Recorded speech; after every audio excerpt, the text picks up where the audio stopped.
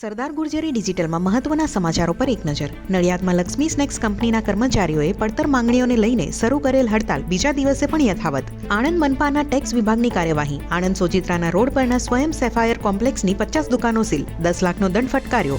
પૂર્વ મુખ્યમંત્રી આનંદીબેનના પુત્રી અનાર પટેલ બન્યા ખોડલધામ સંગઠનના અધ્યક્ષ.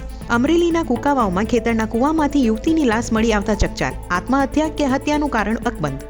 અમદાવાદની તોડી પાડેલી વીએસ હોસ્પિટલનું ડ્રાફ્ટ બજેટ જાહેર. ગયા વર્ષની સરખામણીએ 37.80 કરોડનો ઘટાડો. સુરતના તડકેશ્વરમાં પાણીની ટાંકી ધરાશાયી મામલે 3 અધિકારી સસ્પેન્ડ. બગદાણા વિવાદ મામલે માયાભાઈના પુત્ર જયરાજ આહિરને એસઆઈટી સમક્ષ હાજર થવા ફરમાન. તેલંગાણામાં વિવિધ જિલ્લાઓમાં એક બાદ એક 600 કૂતરાઓના મોતથી ખળભળાટ.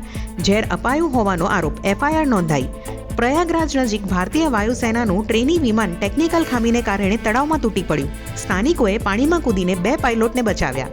સમાજની આંખ ઉઘાડતો ગુજરાત હાઈકોર્ટનો ચુકાદો. સાસરિયામાં ત્રાસ સહન કરવા દીકરીને મજબૂર કરતા માતા પિતા પણ ગુનેગાર.